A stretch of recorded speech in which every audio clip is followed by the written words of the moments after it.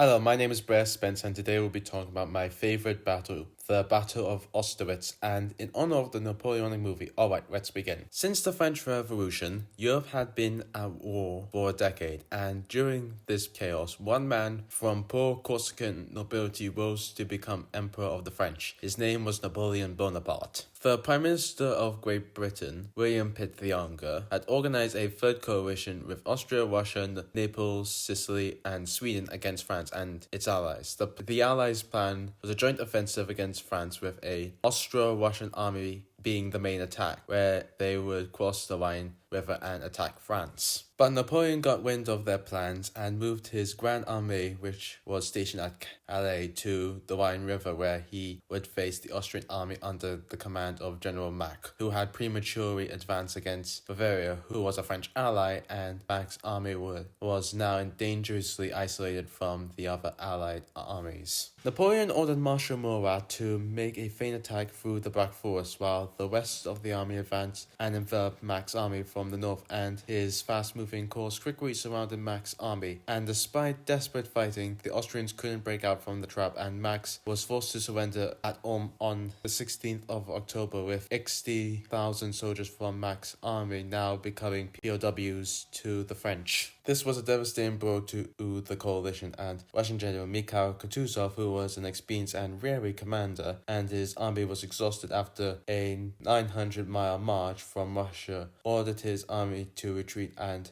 Napoleon pursued him, which forced the Russians to fight several rearguard actions, but couldn't save the Austrian capital of Vienna, which fell to the French on the 12th of November, and Kutuzov retreated to Austerlitz, where he joined by reinforcements along with Emperor Alexander I of Russia and Emperor Francis of Austria. Napoleon was furious that Kutuzov had escaped, and Napoleon needed to win a decisive battle quickly. Luckily for Napoleon, and unfortunately for everyone else, the overconfident 27-year-old Russian emperor sought the glory of battle and override the concerns of General Kutuzov, and ordered the army to face Napoleon in battle. With the Allied army closing in, Napoleon ordered his corps to rapidly consolidate on the battlefield he carefully selected near the town of Austerlitz, and Napoleon oversaw the dispositions of his army late into the night, and then would grab a few hours of sleep beside a campfire, and dawn would mark the first anniversary of his coronation as emperor and the promise of battle that would make or break his young empire. The morning of the 2nd of December 1805 was cold with heavy mist, with the 75,000 men of the French army facing the 73,000 men of the Austro-Russian army. Fighting across a battlefield 7 miles wide, the Allied army held the Pratzen Heights, while the French Third Corps under the command of Marshal Davout was still marching to the battlefield, and the Allies, seeing Napoleon's thinly stretched right flank, planned to launch a large-scale attack to steamroll the French right corps swinging around to envelop Napoleon's army. But little did the Allies know they were playing right into his hands, where he would attack the heights while they were busy on his right flank, and he would cut the Allied army in half. But Napoleon's plan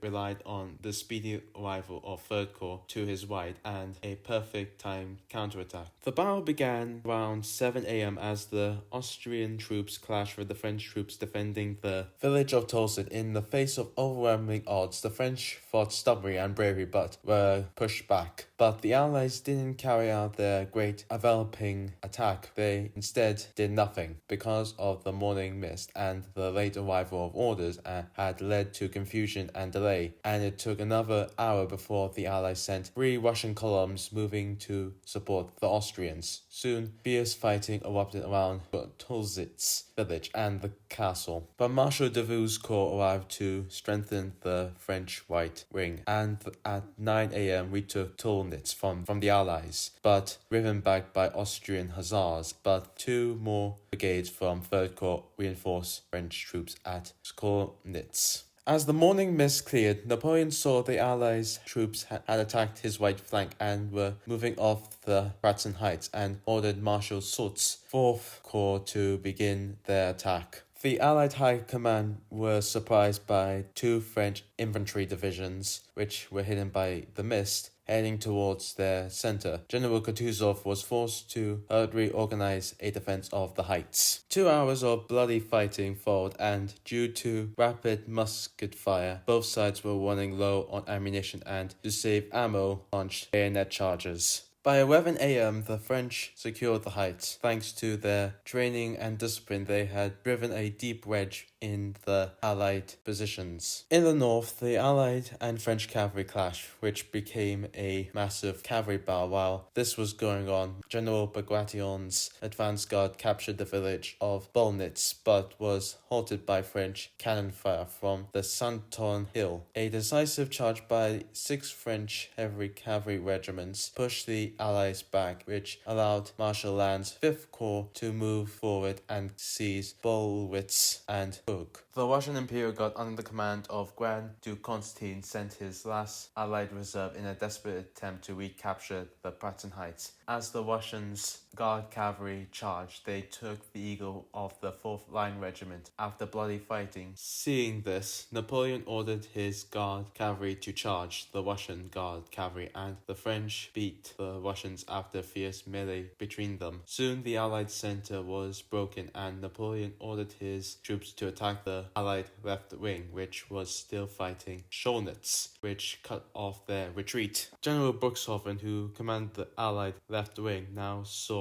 the danger he was in and ordered his men to retreat south, which was the only option, and many of his troops were forced to cross frozen ponds, and the French artillery opened fire trying to smash the ice with their cannonballs. 200 men and dozens of horses drowned in the freezing water, but not the many thousands of Napoleon's propaganda. Napoleon won a brilliant victory against the Allies, taking 10,000 prisoners and capturing 45 enemy standards. The French took 8,852 casualties, and the Allies suffered 28,970 casualties, with the dead and wounded on both sides being left unattended on the battlefield for days. The Battle of the Three Emperors, as it became known, was a crushing blow against the coalition, with the Russians forced to retreat back to Russia, and Emperor Francis I of Austria was forced to accept a humiliating settlement, with France agreeing to 4 million francs indemnity and give up Veneto, Iricia, and Dalmatia to the Kingdom of Italy and Teruel to Bavaria in the Treaty of Pressburg. But Napoleon's grand triumph was dampened by the British victory at the Battle of Trafalgar. When British Prime Minister William Pitt heard the news of Napoleon's victory at Austerlitz, he is supposed to have said, "Roll up that map of Europe, it will not be wanted in these 10 years, and a month later he would die, and his warning that Europe was about to face 10 years of war would prove prophetic,